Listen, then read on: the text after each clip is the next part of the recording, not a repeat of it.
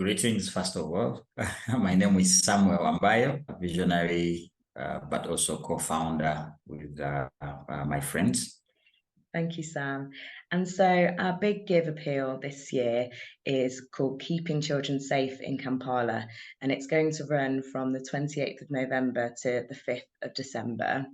We're aiming to raise £30,000 to support the ongoing costs of our protecting programmes and projects that covers the Saturday Kids Clubs, child protection response, our football projects, safeguarding, volunteer training, and the girls support groups as well.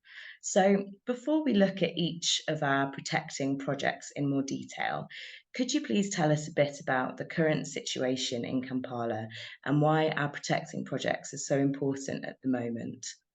Since COVID and the lockdowns in particular, there has been a rise in poverty rates across the globe, including Kampala and Uganda at large. This means a rise in food insecurity, challenges in accessing quality education, mental health, among others.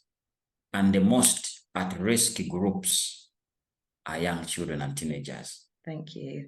And how has the protection work changed over the last 14 years since you, Olivia, and Corrie founded Kids Club Kampala?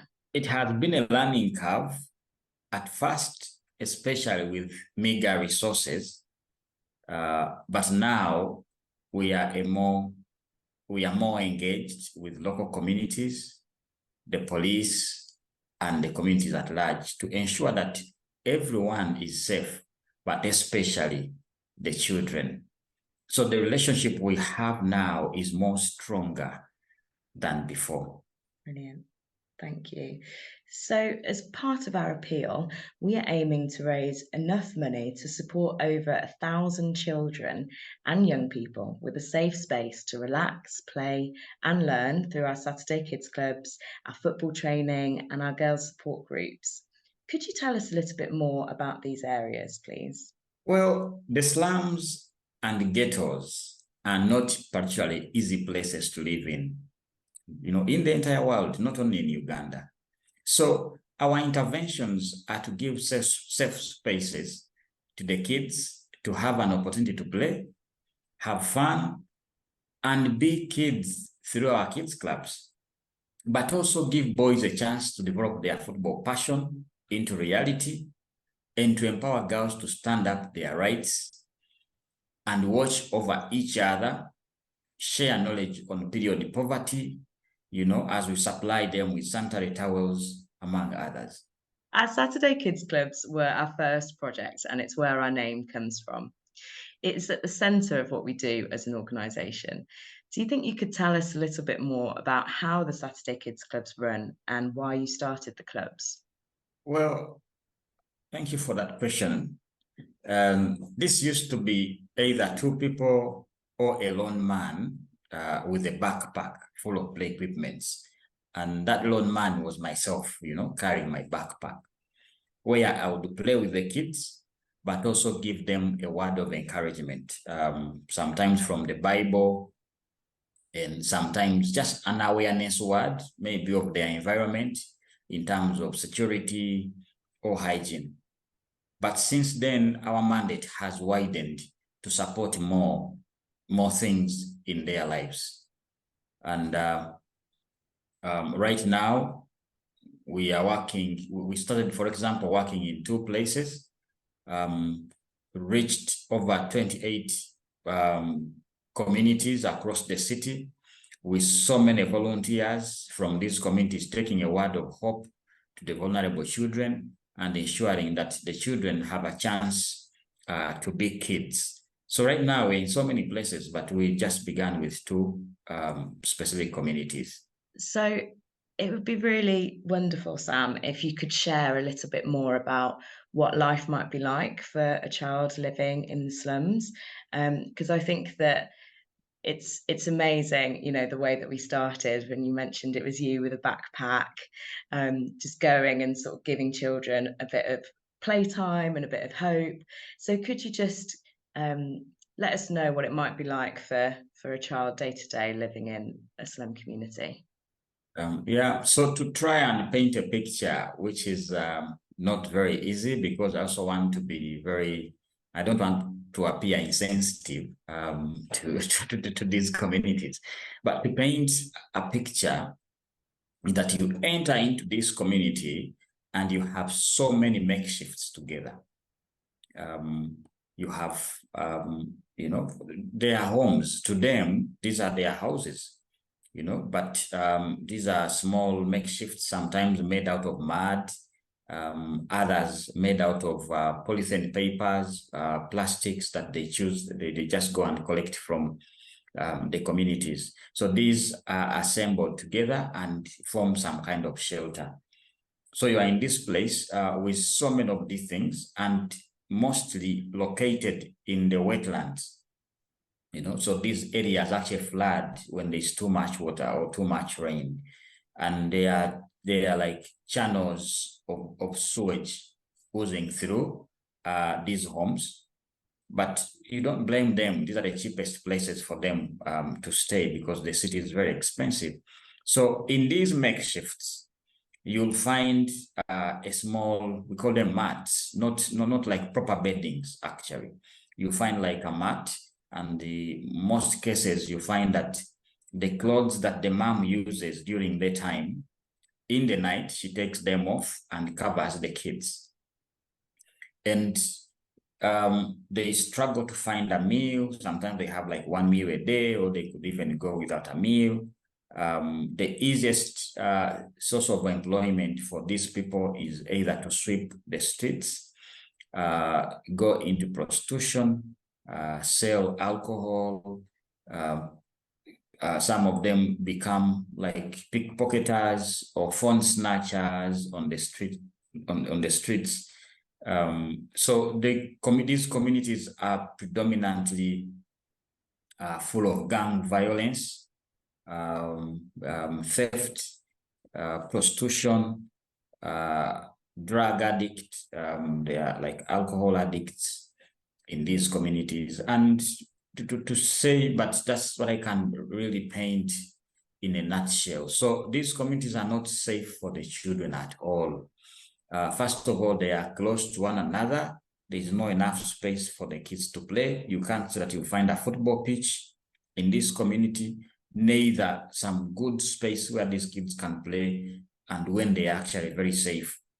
Sometimes you find there are a few spaces where the kids can play, but there's no safety mechanisms.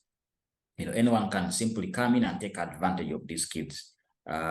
Sometimes also the kids are at war, fighting each other. They usually carry on wars from their parents, and they become their own wars. It's such space which is not safe for anyone to raise their child in, but unfortunately they have nothing to do.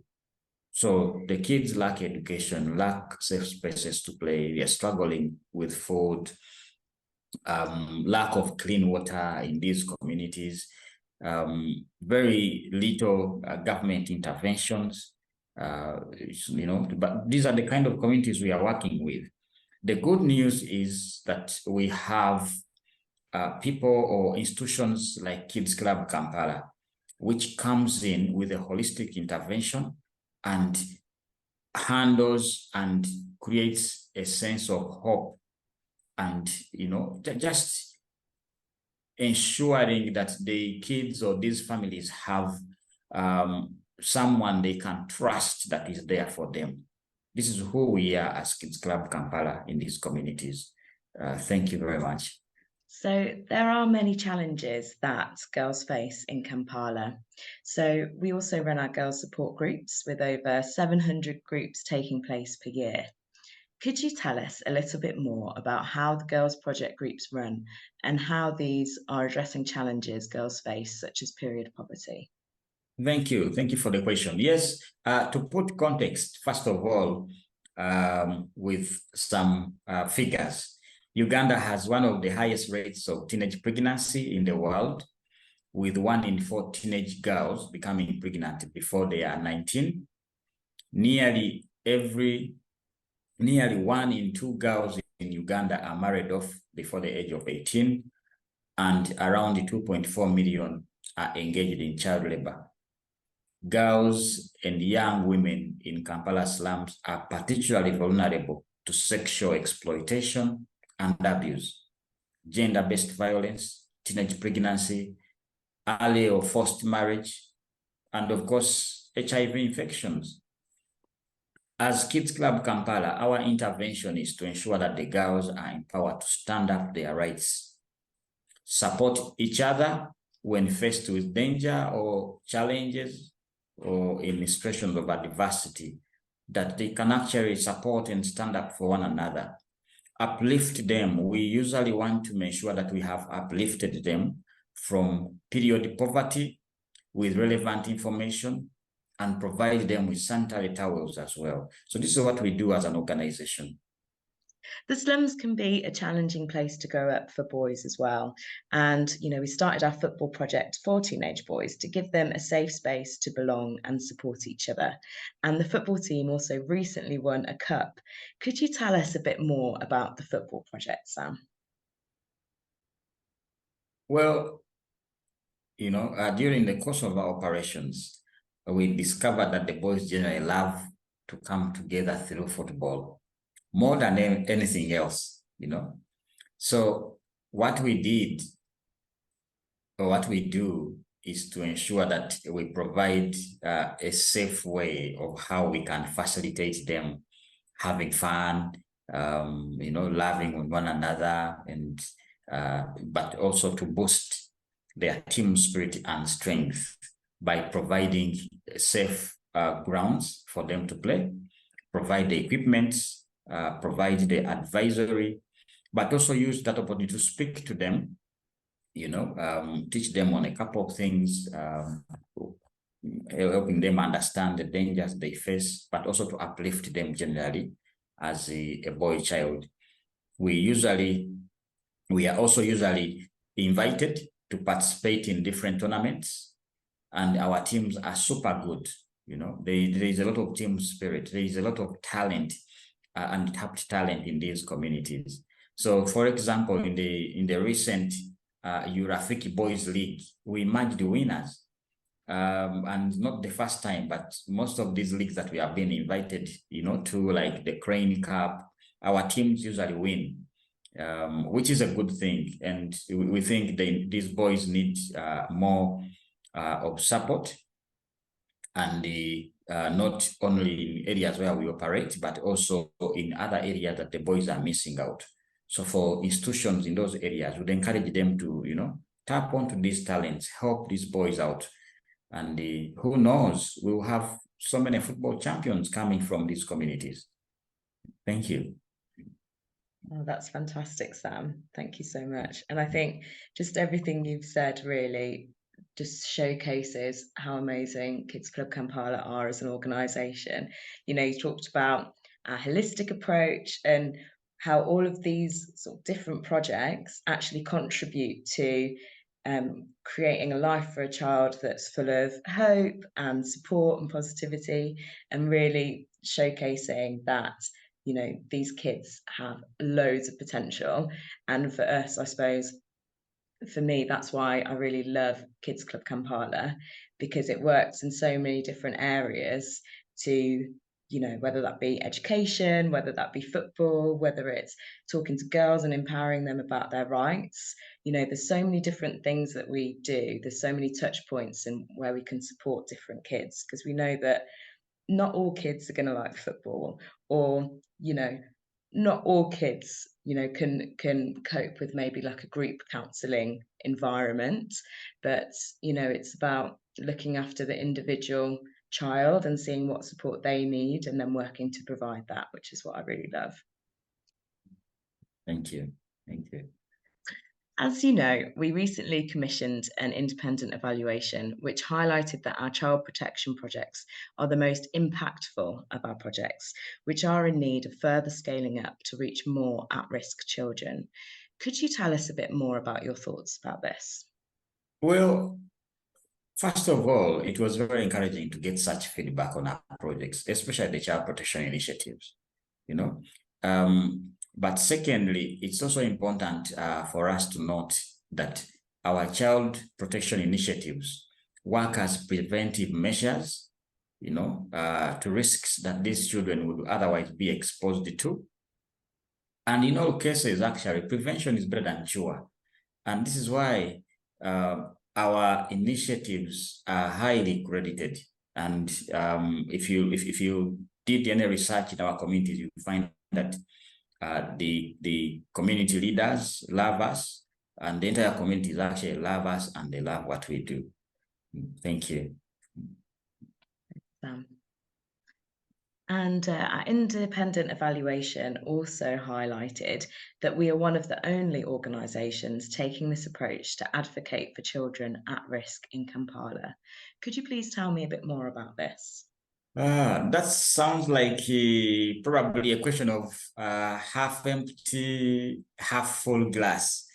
But what I can say is that many organizations fear the amount of work that comes with holistic intervention approach, like ours, especially, because of the costs and the risks attached to it.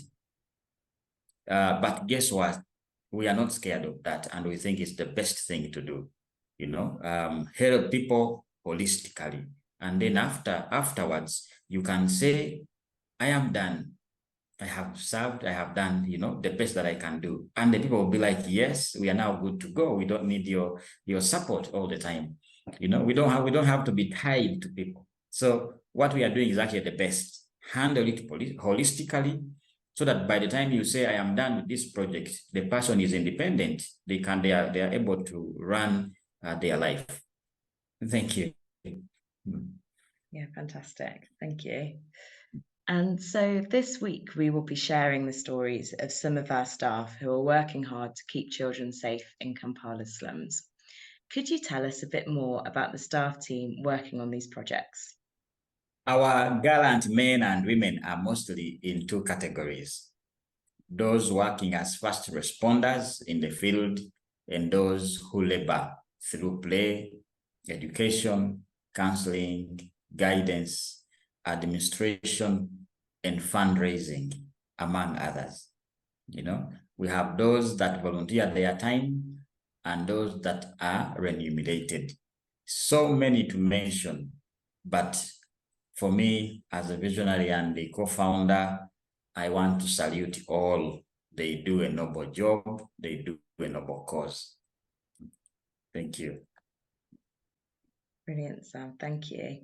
And could you tell us a little bit more about how you found the staff members and how you recruit volunteers in your communities?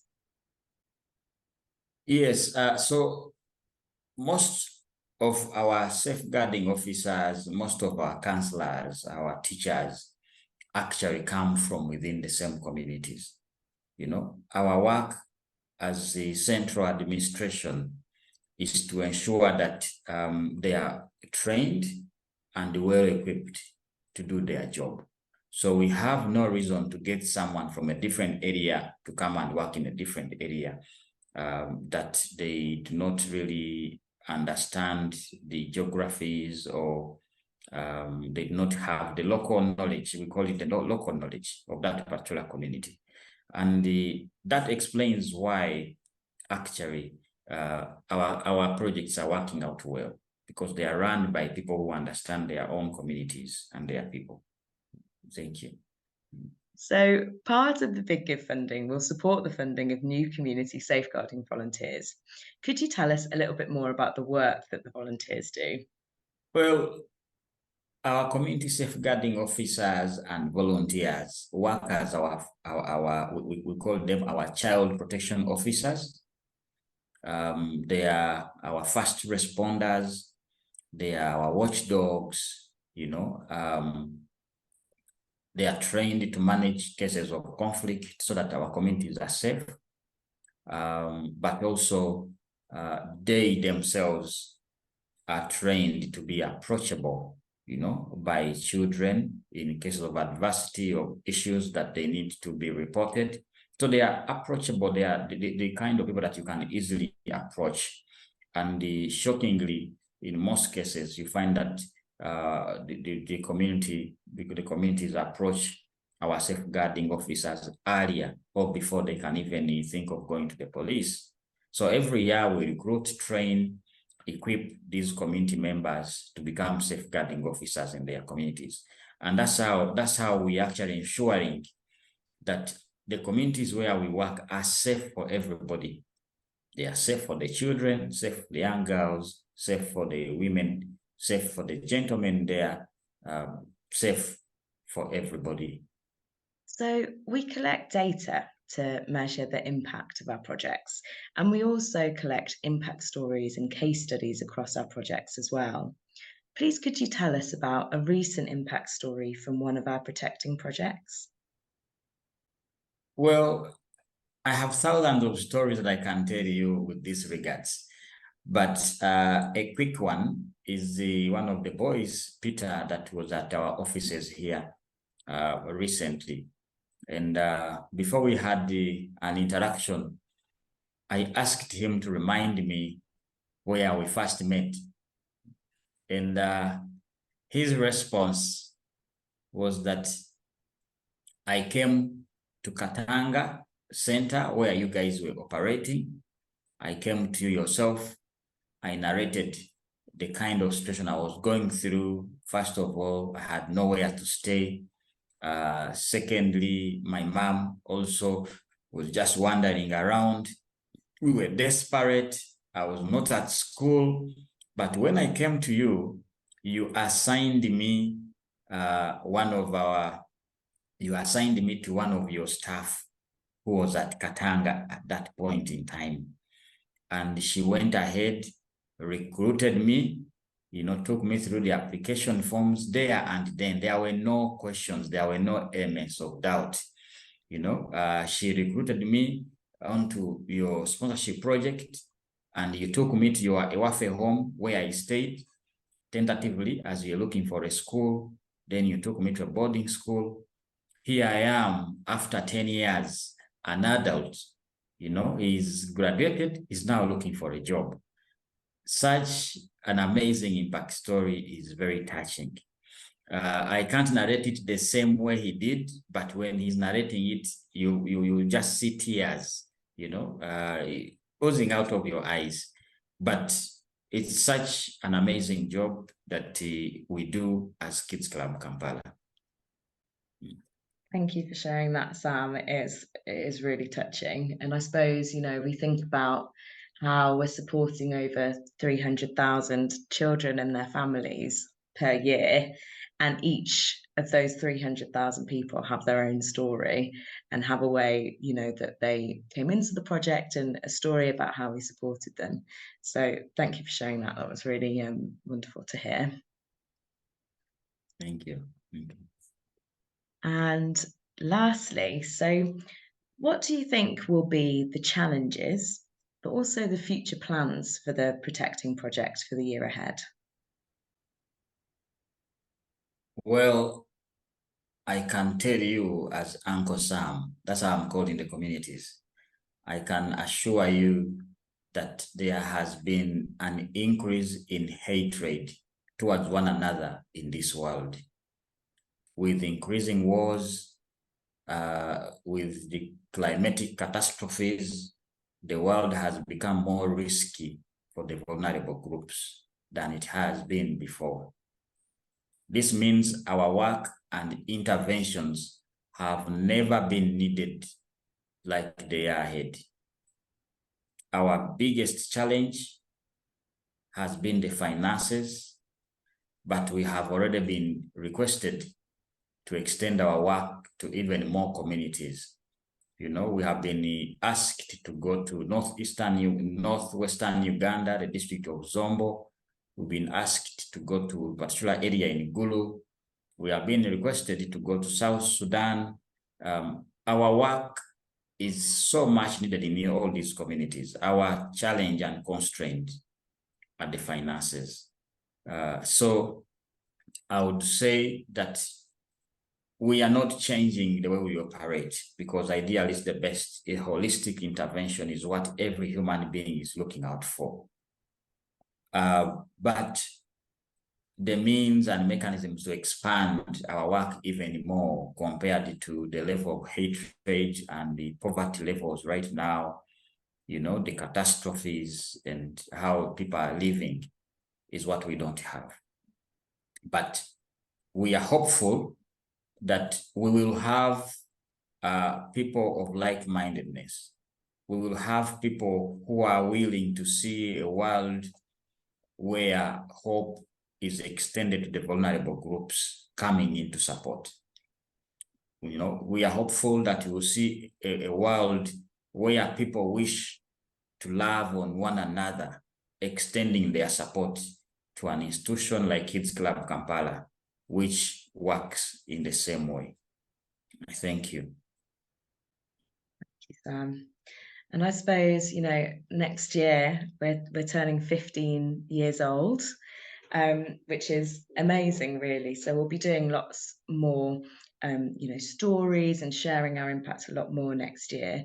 But I think what you've said really hits home, because, you know, we talk about holistic interventions and holistic approach, and it really ties in with our new theory of change, right? Of moving kids from surviving, so providing for their basic needs, and safeguarding really feeds into that. You know, safety is a basic need that all children deserve. But then also we're moving kids to thriving. So that's in, you know, their education, unlocking that potential and that future opportunity, which is amazing. And also the vocational skills for young people and their parents as well is so important, because it then means that we're, you know, breaking the cycle of poverty. So I suppose what I'm trying to say is that it's amazing, over the past 15 years, we've been able to really see the impact that these projects are having, and how actually they're really vital in breaking the cycle of poverty. Did you have anything to add about that? Well, we are going to aim to ensure that we are still educating, we are still skilling, you know, because we want to make sure that everybody, you know, besides survival, but also we aim at ensuring that they thrive, because then thrive means that they are moving closer to independence. They can now live on their own, fend for themselves, you know, support their families, you know, but also support themselves. So that's what we are looking out for in the next year. However, looks like the magnitude of the work is even becoming much bigger. It's like we have never been needed before. But at the end of the day, we also thank God that we are here, and the communities are happy that we are here. Thank you. Thank you, Sam. And is there anything else that you'd like to say, do you think? Well, of course, I want to thank everybody who lends a hand to this institution, the staff that work so hard to make sure that the children are rescued, but also they are safeguarded, those who work so hard to ensure that they are counseled, and then those who also make sure that these kids are being reintegrated in their families, supported through education, you know, skilling, and also those who are ensuring that families don't break up because they have nothing to eat, or because their children can't afford, you know, to go to school. So I want to really thank everybody. There is a common word that people use as foot soldiers, but I would say those gallant men and women bracing the traffic jam, the potholes, the scorching sun, to make sure that everybody is safe. You know, I also want to thank our team in the UK, you know, relentlessly spending most of their time hunting for, you know, for grants, ensuring that our work has enough funding to keep running. You know, for the past 15 years, they deserve an appreciation, they deserve an award, but I want to really thank them for all their efforts and the sacrifices I have been to the UK myself doing this job, but I can tell you, moving and going through the cold, going to do the several speeches in different places, connecting with the tubes wasn't as an easy job, as some people could assume. So I want to thank everybody for all their sacrifices, really, to make sure that those kids, down south are surviving and thriving. So I want to thank everybody. Our boards, of course, the board of trustees that has to sit, deliberate, but also do a lot in terms of fundraising. The board of directors in Uganda that ensures that everything is running well.